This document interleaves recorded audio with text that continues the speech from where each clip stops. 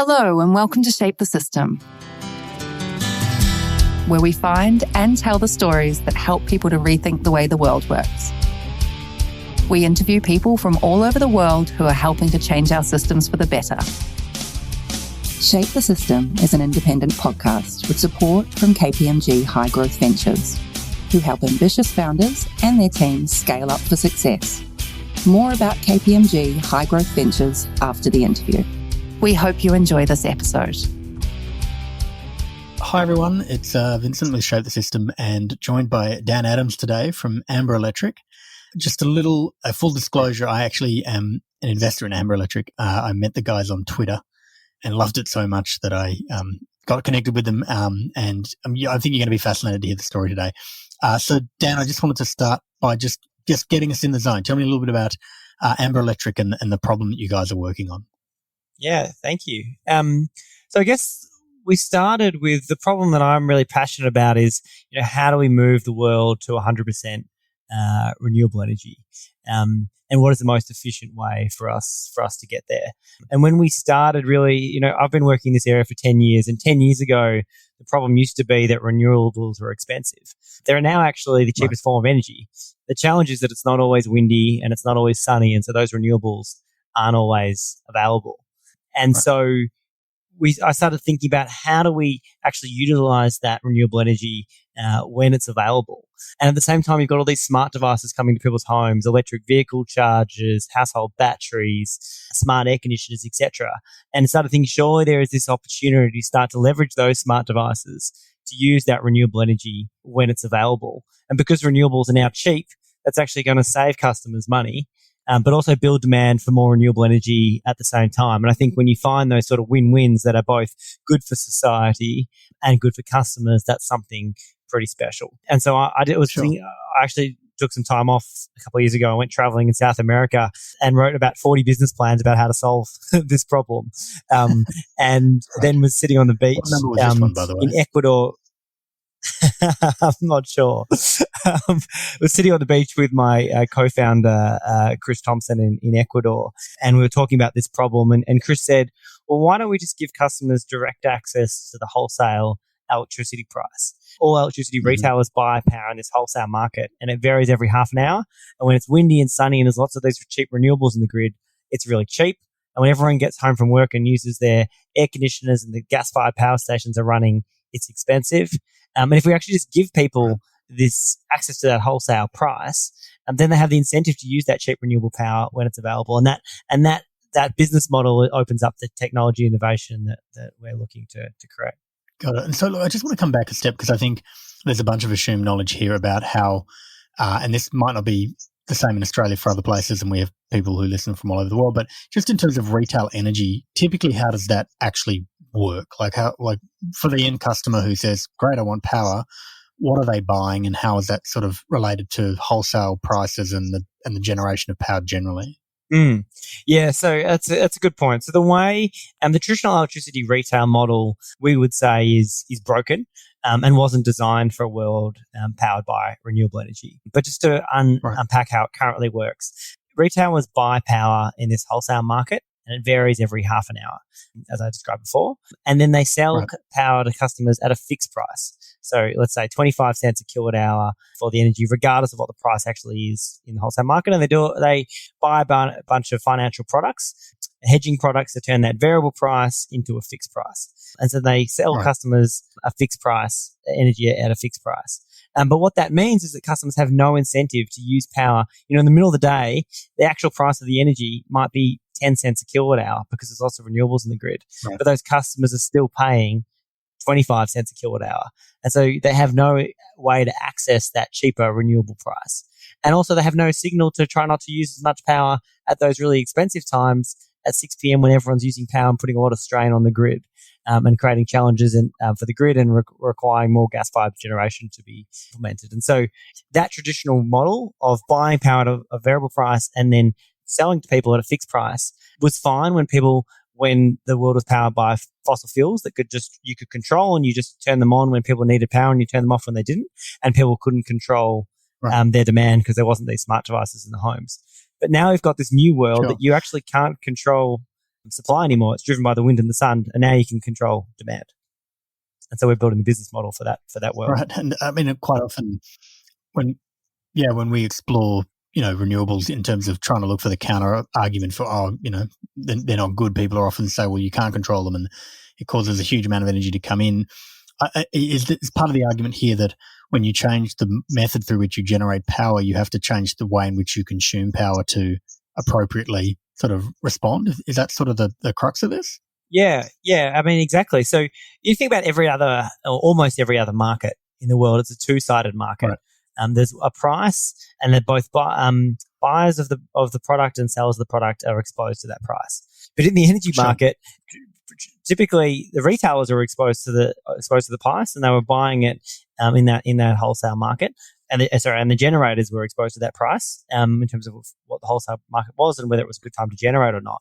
But the consumers had no exposure to that price, and that was fine in that old world. But now you've got these renewables coming into the grid. That model just really doesn't work because we need to give people an incentive to use that renewable power when it's available. And my guess is that the difference between cheap energy and expensive energy in a world where it's all baseload versus where you have renewables in and out, that disparity is much, much greater. And it's not a problem, as you said, when it's fairly close to, cheap energy and expensive energy might be 15, 20% in it. But when you're talking about days where there's renewable energy, just help us understand how cheap is energy when it's flooded with renewables versus how expensive it when there's the complete opposite happening. Yeah, so that's a good point. So the grid is that wholesale price is becoming more variable. It used to be when it was driven by coal and gas, there was slight peaks at peak times, and there was more demand, and it was a bit cheaper in the middle of the day and the middle of the night. But those variations are getting bigger and bigger as we get more renewables in the grid. And what you see, South Australia is now at 50%. Renewable energy. And so what's happening there, whereas the overall market's at about 20%. So over a year, the 50% of South Australia's power comes from renewable sources compared to 20% for the rest of the market. And so it's really a really great test case for what's going to happen in the rest of the market over the coming years. And so what we see there is that there are quite regularly points where renewables are providing 100% or even more than 100% of the power in South Australia. Like there's actually more renewables being generated than there is demand. And when that happens, there's all this renewable energy flooding into the grid. And in the energy market, you always need to match supply and demand at every moment in time. And so what actually happens is that wholesale price sometimes goes negative, which actually means that people will get paid to use power. And so because we pass through the wholesale price with Amber, awesome. customers with Amber are actually getting paid to use power when those wholesale prices go negative. And so we've had customers that are, when there's excess renewable energy in the grid and that price goes negative, are actually getting paid to charge their electric vehicle with 100% renewable energy, which is pretty exciting. And it's crazy to think that in the old model, you were still paying 25 cents a kilowatt hour for that power when the grid needs you to consume more power to balance out supply and demand.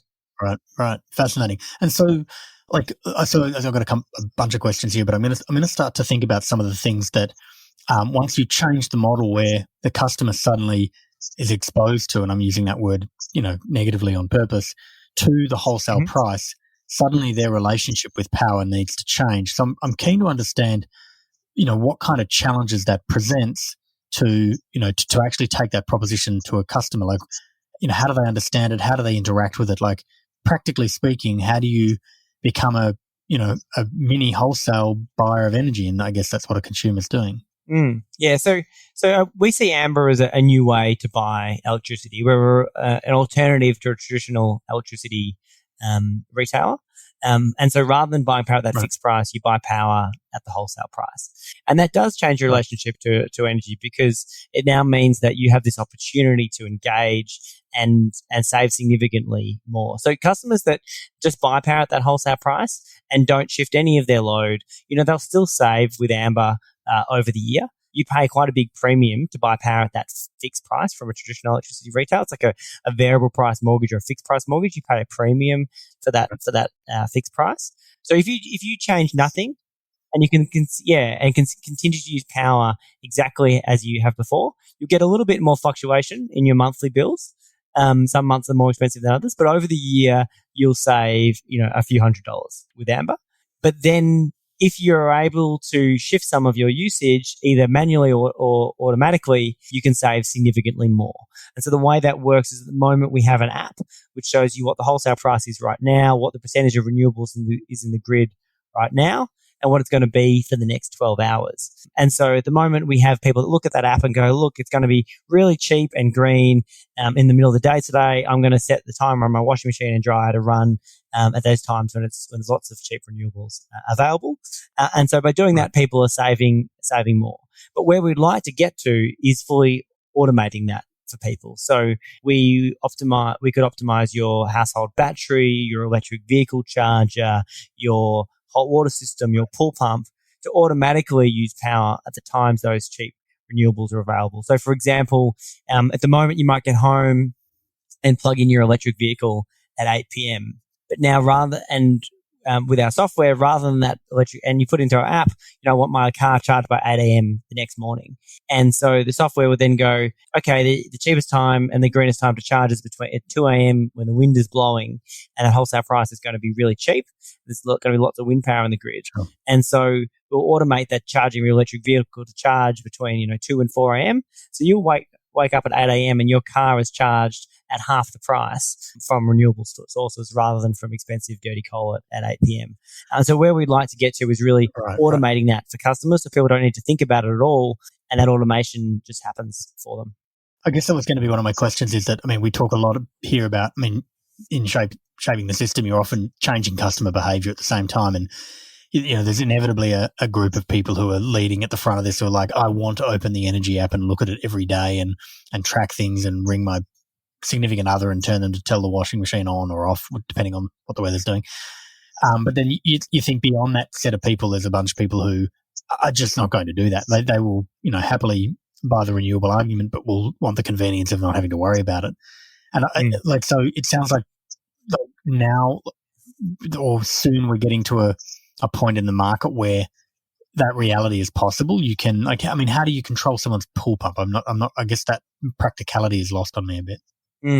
So you're right. So our early adopters, early Amber customers are super engaged, and we have customers that do really engage with the app, and there is that consumer behavior change, and they start to think about energy differently, and they do check the app before they run their washing machine and dryer, and they're very engaged people. And I've got one example of a customer who is saying that their kid checks the app. Her 8-year-old checks the app every day, and when it's dirty and expensive, runs around the house and turns everything off when the coal is powering the house. So there are those very engaged customers, and then we have kind of these tech forward customers that have optimized their whole house to. We've given them access. We've got an API. We've given them access to our API, and they've optimized their house based on the price to use power at those cheap times. And they've built that algorithm themselves. But really where we want to get to is, as you say, there is a much bigger cohort of people that want to support renewables, want to save money, but aren't going to be engaged enough to check the app every day and do things manually. Sure. And so that's why we want to be able to do this in an automated way for people. So it's your question about pool pumps. Each of those smart devices that are out there. So with a pool pump, the way you can do that is by installing a smart plug. Most pool pumps are actually plugged into a power source. You can install a smart plug and be able to turn them on, the pool pump on and off via that's number is then connected to Wi-Fi, and then through the cloud you can then control that pool pump to turn on and off. And it's got to run for X hours a day. So it's literally just a case of saying, it's a case of saying turn it on, turn it off. Like it's not even exactly. That's the pool pump is a very simple. Yeah. So with pool pumps, it's simply a smart switch that allows you to control them via Wi-Fi to turn it on and off and run at the times that are cheapest during the day.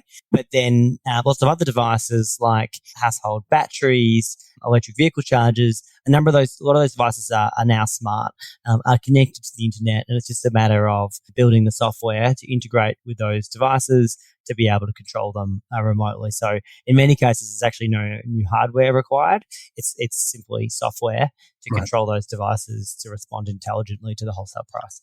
So part of what's happening here is, like we talked before about some of the macros, and obviously renewable energy being in the grid is one of the enablers and probably the driving force. But the fact that you can actually leverage that, shift in power cost on a 30-minute increment does rely on people or machines deciding to use or not use power. And we're sort of entering a world where the big things in our life are all connected to the internet and able to be controlled by third parties or, APIs as in the case of. And so there's both of those trends that are sort of supporting this being possible now. I'm understanding that correctly? Yeah. So, I mean, this model, what we're doing with Amber wouldn't have made sense 10 years ago. There's two big reasons that it now makes sense that we've sort of touched on. The first one is all those costs of renewables coming down, all those renewables coming into the grid and causing more variability in the wholesale price. That's the first reason. The second, which means there's more value now in shifting demand. And then the second reason is these smart devices coming into people's homes that now give this opportunity to shift demand and shift large amounts of demand. And particularly as we start to see larger uptake of household batteries. Australia's already a world leader in household batteries, but we think there's sort of 80,000 batteries in the country compared to 2 million rooftop solar systems. So there's going to be expected to be large uptake of additional household batteries. And equally, we're just starting to get electric vehicles into the country. But as that really starts to take off over the next few years, that becomes a huge opportunity of, a very large load in your house that is entirely shiftable. Yeah, I imagine. I mean, if you're putting a battery in, then it sort of trumps everything else. At that point, you can take enough energy to power the whole house for 2 days. So you just make sure you power that thing when it's, when renewables are good, and that way you can power everything else. And the other things could be smart, but perhaps don't have to be as smart. You have somewhat of a backstop in the battery. Yeah, a household battery or an electric vehicle, really are the big opportunities. We think you can save sort of $500 a year on your energy bill, $400 to $500 a year, by optimizing when those devices charge with the Amber model compared to the sort of traditional fixed price model. So they really are the big ticket opportunities, because they do use so much power and are so flexible. Sure. And look, I want to touch on one other thing. There's actually two sort of bits I want to unpack a little bit more here. One of them is to do with the secondary message. Well, it's not the secondary message. It was the primary thing, and the motivation for getting into it. We'll talk a bit about the backstory in a minute. But you talked about shifting more power to renewables. Now, a retail energy provider will come out and say, well, hey, you can get 100% green energy with our, retail green energy plan, and they'll put a tariff on top of it, and then you'll pay that. Like, where does that sit? Like, for someone who's motivated by that primarily, how does that line up against what's happening here? Like, is that fundamentally a good thing, or good but limited because of X or Y? I'm trying to understand where that sits in this whole kind of motivation and scheme. Yeah, that's a really great question, and something that we do hear a little bit. So let me unpack how that works. So if you buy 100% green power with one of the big energy retailers, what you're doing is the power that comes out of your power point is still the same power regardless of what energy company you're with. Power goes into the grid, power comes out, you can't control which electron came from where. So your power, regardless of whoever you're with, comes from the same sources at a certain moment in time. But what you do is if you buy 100% green power, your retailer buys renewable energy certificates from a renewable energy farm, a wind farm or a solar farm, equal to the amount of power that you're using. So it's more like a carbon offset. You're buying equal amount of renewable power to the amount you're consuming, but it's not happening at the same time. And there's kind of two problems with that model. It used to make sense, in the past, because the problem used to be renewables are expensive. And so effectively when you buy 100% green power, you're subsidizing renewables. And that was helpful when the problem was that renewables are expensive. But renewables are actually now cheaper. So there isn't really much, I don't mind subsidizing renewables because I believe in renewables, but it's actually not the problem anymore. And so providing additional subsidy for something that's already economic is kind of unnecessary. That's the first problem. And the other one is that if everybody in Australia bought 100% green power, we wouldn't get to 100% renewable energy. And the reason for that is that it's not about, it doesn't match supply and demand. So if everyone bought green power, we'd have all this extra wind, solar in the middle of the day, and then not enough power at the peak times. Because you're just buying the same amount of energy as you're consuming, but you're not buying it at the same time. Sure. And so that model used to make sense when renewables are expensive and there was only a small amount of renewables in the grid and it didn't really matter when you were using them. But as we get more and more renewables in the grid, the new problem is how do we use that renewable power when it's available? And that's the problem we're trying to solve. And I mean, that's as much a visibility problem, and sort of leads to my second question. And you touched on this earlier, which is, you made a comment, I can't remember exactly what you said, but it was something along the lines of, hey, I know it's going to be cheaper later in the day. How? How do you know? So we take our forecast at the moment from the AEMO forecast, Australian Energy Market Operators forecast. Right. So they look at what the percentage of renewables is going to be in the grid in the future and what the price is going to be. That forecast is not perfect. It is designed for another purpose. Over time, we'll start to improve and refine that forecast. Those things are quite forecastable. It's driven by forecasting demand and then forecasting supply of renewables. And obviously, supply of renewables is driven by the weather. So there are a number of people out there that are building better and better algorithms to forecast the wholesale price and how much renewable is going to be in the grid over time. So that is something that will continue to improve with time. Interesting. So what's actually happening there is that, the places where wind farms exist and solar farms exist, there is already knowledge in the system that probably typically existed only at the wholesaler and perhaps retailer level to say this is what's going to likely happen today, because we may not be very good at predicting the weather in 10 days from now, but we're actually very good at predicting the weather for today, to my understanding. If the weather is a significant driver of what energy is going to be generated from things that are weather dependent, we should be getting relatively good at working that out. Am I getting that right? Yeah, that's right. And so, I mean, it's already fairly predictable just from logic.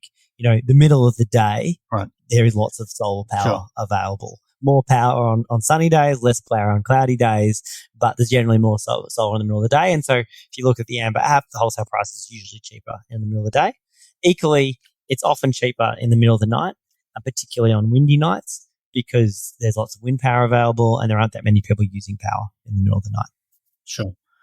I'm sure there's some general rule of thumbs. I think the things that are interesting for me, and this is not specific to the Amber world, but just generally, you have the black swan events where suddenly a certain power station goes offline and suddenly, all of the power that needs to be supplied in a particular area is coming from somewhere else that's generating it a different way.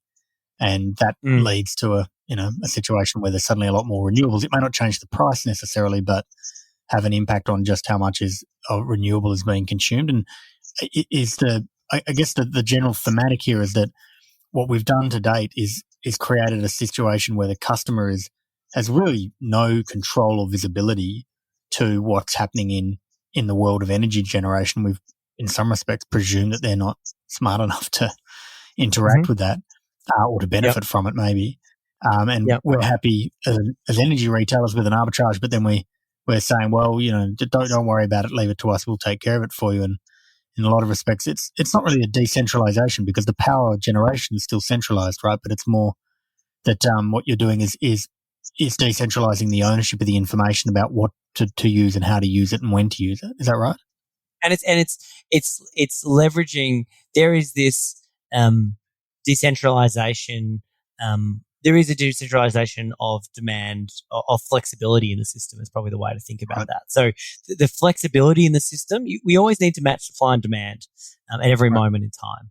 The flexibility in the system used to be the coal and the gas being flexible and ramping up and down depending on how much demand there was for power.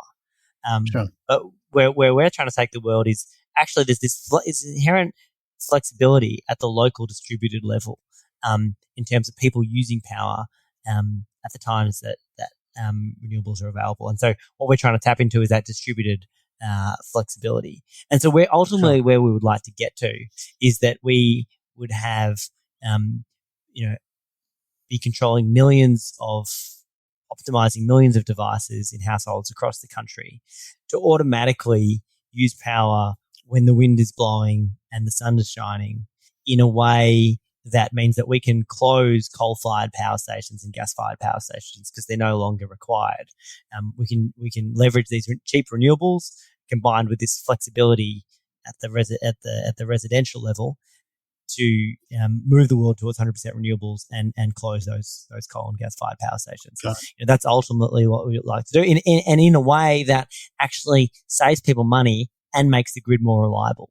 Kind of solving the three big problems you hear about in the grid at the moment are it's unreliable, it's too expensive, and it's too dirty. And this business model helps to solve all three of those problems. And is this I've spent a bit of time in San Francisco, and it was always interesting.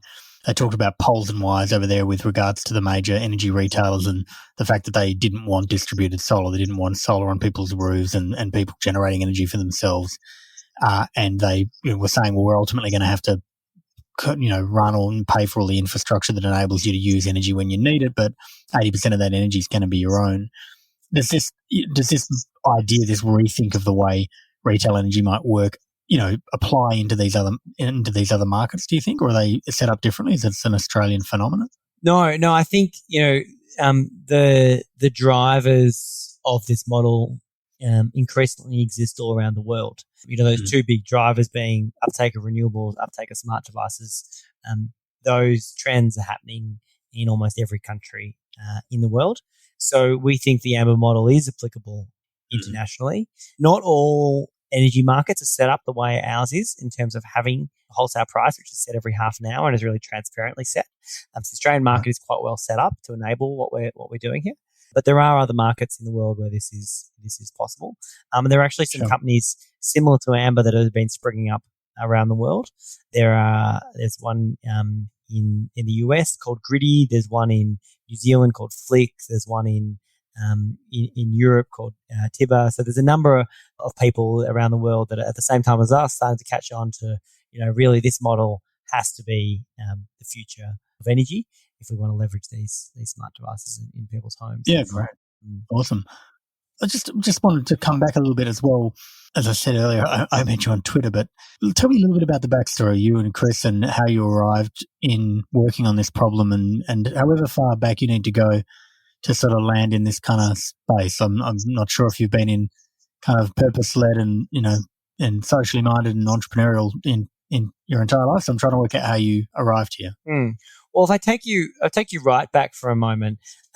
I actually started out running campaigns on social and environmental issues in my late teens and early 20s. So I organised the Make Poverty History concert way back in 2006. I was 19 and we managed to get Pearl Jam and U2 to come and perform at this concert to encourage our government to increase our aid budget. And so that was a remarkable experience as a 19-year-old, and that thing got far, far bigger than I ever imagined. Sure.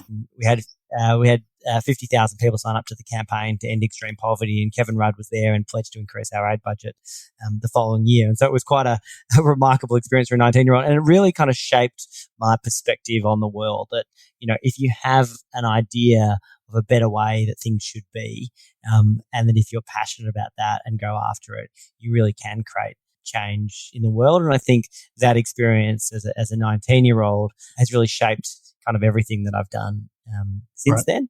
But I've been passionate about, I think two of the biggest challenges humanity faces at the moment is, inequality and climate change. And those things are very interlinked, and the impact of climate change on the poor, they people that are most affected by it. But I've always sort of been really passionate about climate change. Is this really one of the biggest tests for humanity, and something that I felt that I could contribute to. I studied engineering and economics and felt like that I could have a bigger impact in that area. And so I went down into the path of working in renewables, designing wind farms, and then with the Boston Consulting Group, advising electricity retailers and networks on solar, battery storage type topics, and just started to think more and more about surely there's a better model here. Surely there's a better way to enable us to get to 100% renewable energy in a quicker and cheaper way. And so I actually met Chris at the Boston Consulting Group. We both worked there together and started hanging out because we both go surfing. And so we used to go surfing together on the weekends. And Chris didn't have a car, so he had to put up with my company in order to go for a surf. And so we spent a lot of time. Where is it, by the way? What's that?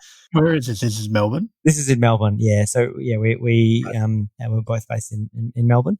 And so then when I took that time off to really think about how do we build a business that can make the world, and I sort of had come to this conclusion that I could keep running campaigns on social and environmental issues, but actually if I could create a business that made the world better and was profitable, then that became infinitely scalable and I could have a much bigger impact in that area. And so that's really, I took that time off and spent a lot of time thinking about what is the business model to enable this transition to renewable energy.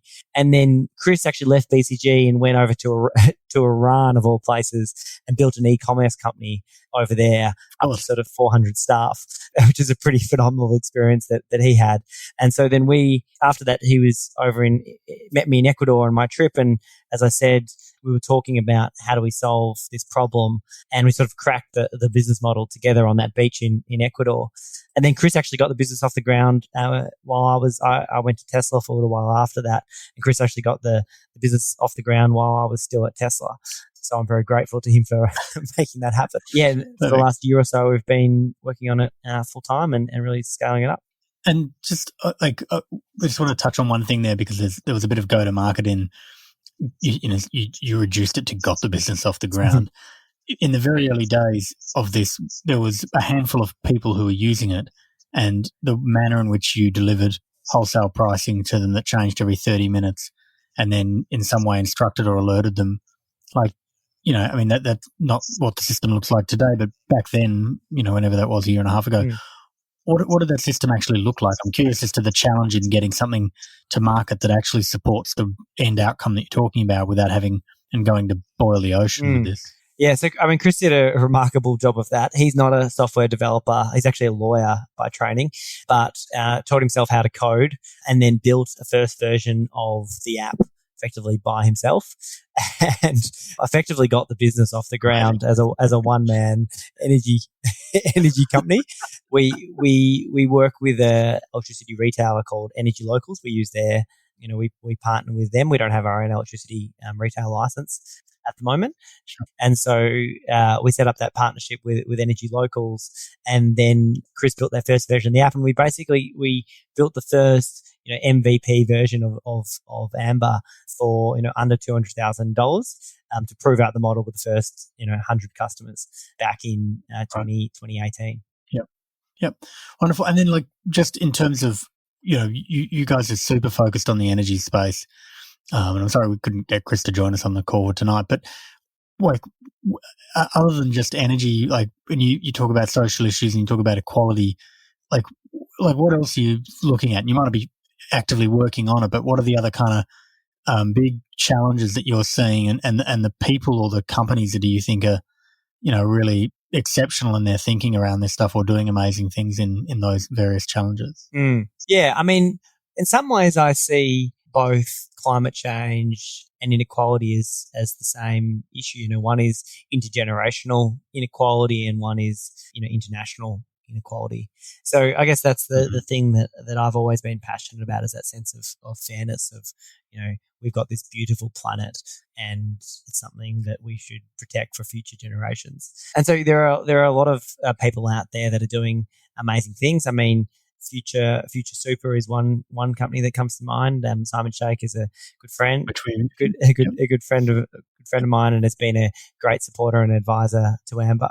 And there are a number of other companies out there that are doing great things in the space of making sure that we spend our money in ethical products. I've got a friend of mine runs a thing called Who Gives a Crap, probably heard of, which is doing amazing things in sanitation. I actually worked briefly with Simon in South Africa, setting up a development project back in 2007, a long time ago.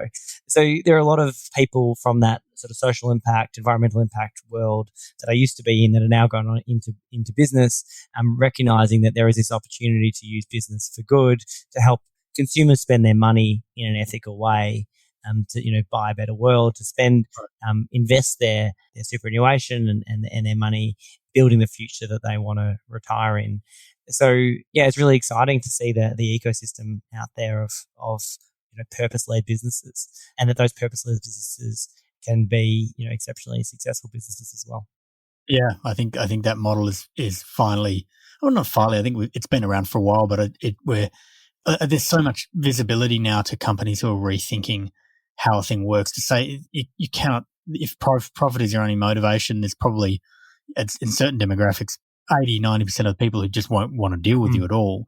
And so, you're being forced to, which is probably the wrong motivation. And sometimes that kind of irks me, to be honest. But I think if you live in a world where people say, I'm starting to make buying decisions or brand decisions based on what you stand for, then you need to stand for something, and you need to have a look at your own kind of values. We had a great interview a little while back with a lady in a marketing agency, and she just said, look, there's a bunch of brands now who come to market and have traditionally just sold a product and made a profit and kept shareholders happy, who are thinking, we can't continue to operate this way. We actually have to find something to stand for. And it's usually a core issue. It might be a variation of an energy problem or a quality problem or an environmental problem in their own context. But nonetheless, just sort of rounding out, then, there's always so much, to be done.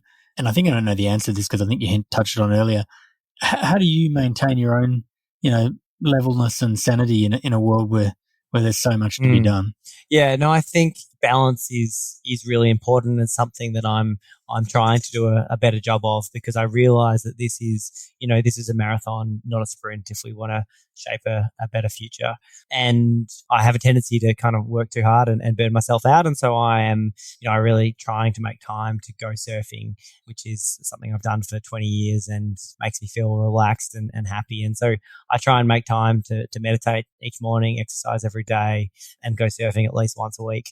And being out in the water, surrounded by nature, is both, one, motivating to look after this beautiful planet, but two, great for the soul. Yeah, absolutely. Awesome. Well, thank you so much, Dan. We're going to leave it on that note. And really stoked to hear what you guys are doing, and obviously a massive supporter, as I said earlier. So thank you. Thank you, Vincent. We hope you enjoyed this episode of Shape the System. As usual, if you'd like to suggest a guest, someone that you know who's helped change a system for the better, please go to www.shapethesystem.org, click on the top right-hand corner, then click Suggest Guest. Make sure that you click subscribe so that you get the new episode. Shape the System is an independent podcast with support from KPMG High Growth Ventures. Connects founders to the services they need along their journey. Whether you are looking to refine your strategy, mature your finance function, prepare for a capital raise, expand abroad, or simply comply with regulatory requirements, they provide you with the support you need to drive your business forward.